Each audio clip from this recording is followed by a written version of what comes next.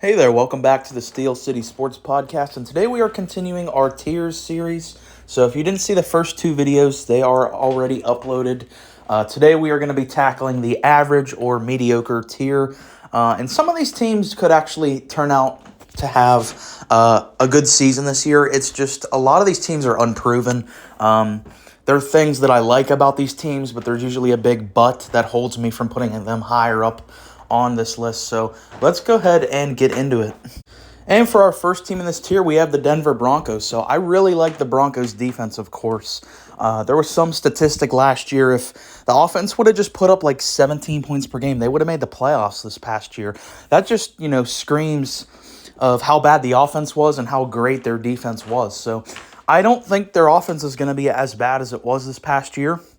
So that definitely gives them a chance to be a playoff team. However, with Denver, I got to see it before I believe it. Russell Wilson showed major signs of regression this past year in terms of his run ability. He just refused to run. I don't know if that's a thing of he didn't want to get hurt or if he wanted to prove that he could be a pocket passer.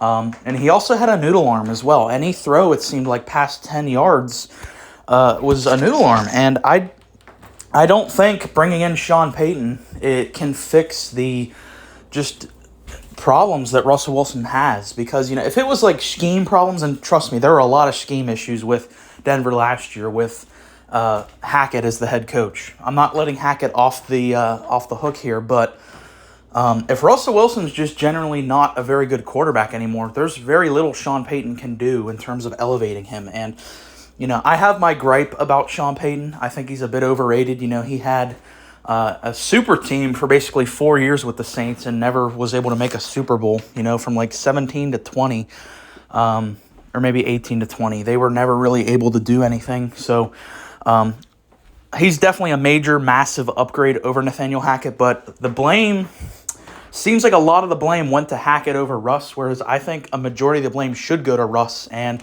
like 60-40 for the blame, Russ 40 to Hackett for last year. But they have potential. I just got to see it first on offense. For the next team, we do have the Green Bay Packers, who just lost Aaron Rodgers, of course. So the biggest reason why I think Green Bay is unproven is obviously the quarterback position. We just don't know really anything about Jordan Love. He played in one game, or he started one game last year. Didn't really particularly wow me in any way. But there are some things that I do like about the Packers, and that's why I didn't put them in the lower tiers. They have two emerging young receivers that I like in Watson and Dobbs.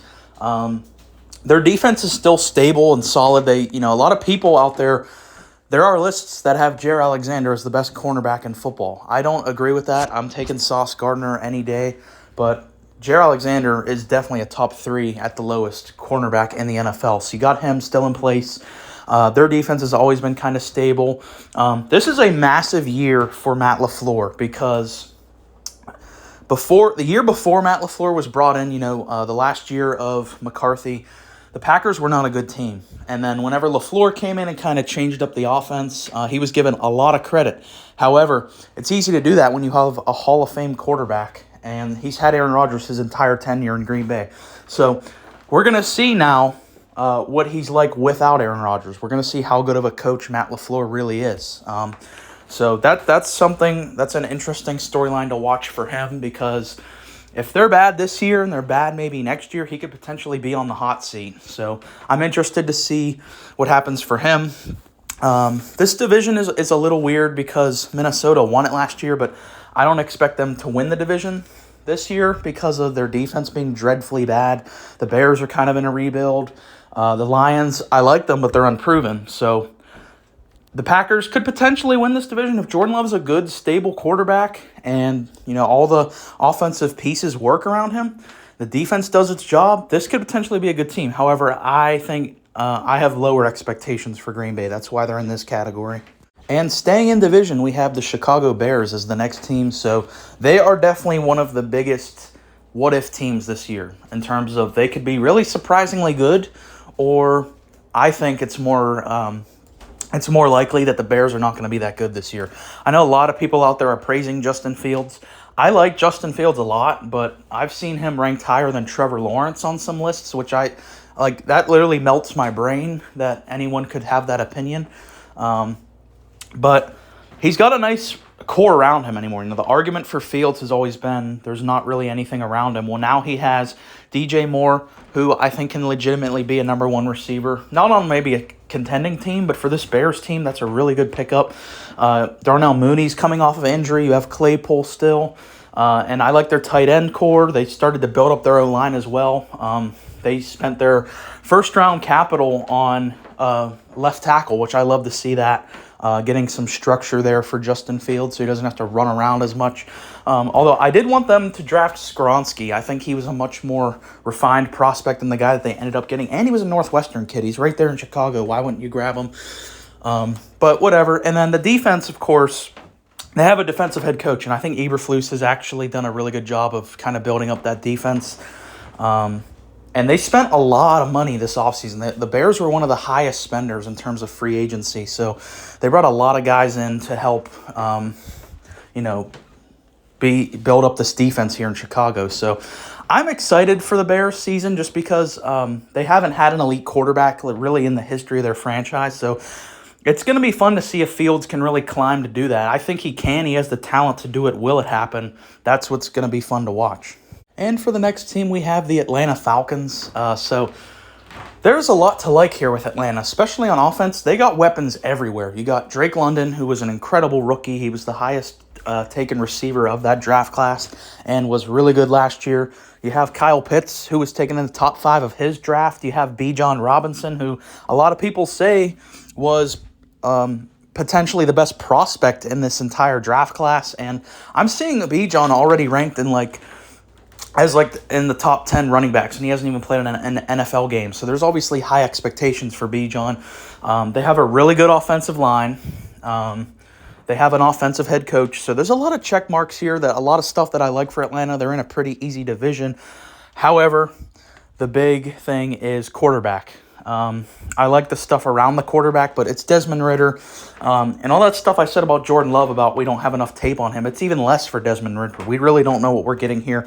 I liked him a lot in college at Cincinnati, but to me, I never really saw Desmond Ridder as a guy who was going to be that productive in the NFL. I could be wrong on that, and I do want him to succeed because this could be a really fun team with all the weapons they have. They even have some nice pieces on defense. Their defense is not that good, but they have some young, fun pieces like A.J. Terrell, Grady Jarrett, some stuff that I do like on that side of the ball. So this is a nice team, a collection of good young players. It's just, are they going to be able to string it together and actually get wins out of it? I don't really see that this year just because Desmond Ridder's too unproven, but there's definitely some things here to like. Staying in division, we have the Tampa Bay Buccaneers. So this is, I think, one of the most difficult teams to rank because you look at their Super Bowl roster, and it's still very similar to that team. I mean, we're only, 2 seasons removed, or 3, I guess now, removed from that Super Bowl roster. But a lot of the guys, specifically on defense, are still there. Obviously, Brady's gone, Gronk's gone, the AB's gone, so a lot of offensive departures, but that defense was a massive reason why they won that Super Bowl, and basically all those defensive pieces, I could be forgetting a couple, but the core defensive guys of that Super Bowl roster are still on this team. They have a defensive head coach in Todd Bowles, which I like. I love Todd Bowles as a coordinator. I'm still not sold on him as a head coach. He wasn't great with New York last year. They made the playoffs, but they were kind of like an honorary playoff team because they got smoked by Dallas. So there's some stuff that I like. Obviously, they still have one of the best receiving cores in football as well. They still have a great offensive line. So it's like this. If Brady was still with Tampa, I would still have Tampa winning this division. That's how good the roster is. It's just the quarterback thing. Again, similar to Atlanta. There's a lot of stuff I like about their team, but quarterback situation is too unproven. And if Tom Brady struggled with this team, Baker Mayfield or Kyle Trask is going to really struggle with this team. So that is what's making me reluctant to really embrace Tampa. But they still have a ton of Pro Bowlers on this team. They still have a loaded roster. It's just who's playing quarterback. I mean, I like Baker, but Baker has to prove to me that he's still a starter because his tenure in Carolina was rough. So it's going to be fun to see. I hope Baker can make a big comeback and lead Tampa to the playoffs. I just don't know how likely it is. And closing out to stay in the NFC South, we have the Carolina Panthers. Again, similar to a lot of the teams that we've talked about, there's a lot to like about Carolina. They have an exciting young roster, especially on defense. They have a lot of really high-end defensive talent on this roster. Their D-line, their secondary, I mean, it's all loaded up with young, high draft capital. So there's potential there for that defense to be really good next year. And then in terms of the offense, you just spent the first overall pick on a quarterback, Bryce Young. I think Bryce Young is going to be really good. I think he's one of those guys that is he has a very high basement or floor, whatever you want to call it, but his ceiling might not be as high as like an Anthony Richardson, where I think Richardson is going to take a lot of time to develop, but if he is able to reach his max potential, he's going to be a superstar. Whereas with Bryce Young, he's coming in, he doesn't need as much refinement as Richardson does. He's going to be ready week 1 to play, but his max potential I don't think is quite as high as Richardson, because I think Richardson just has a better arm. He has better arm talent than Bryce Young. But Bryce Young, right now at this point in his career, he was extremely accurate and efficient at Alabama. They went out and got him a Pro Bowl receiver with Adam Thielen, so he actually has someone to throw the ball to. They have a nice running back core. The O-line is pretty stable, and they hired an adult head coach in Frank Reich. And I think Frank Reich is a pretty underrated head coach. You look at the absolute juggle fest that he had to do in Indianapolis, basically getting a new quarterback every year, and made the playoffs for most of those seasons with juggling different quarterbacks. So Carolina is a very, very intriguing team for me. They're definitely a team to watch to make playoffs because they got a lot of nice stuff for them. But again, rookie quarterback, too unproven to me. But that's going to do it for this video. Stay tuned for the next tier is going to be the borderline teams. Thanks for listening.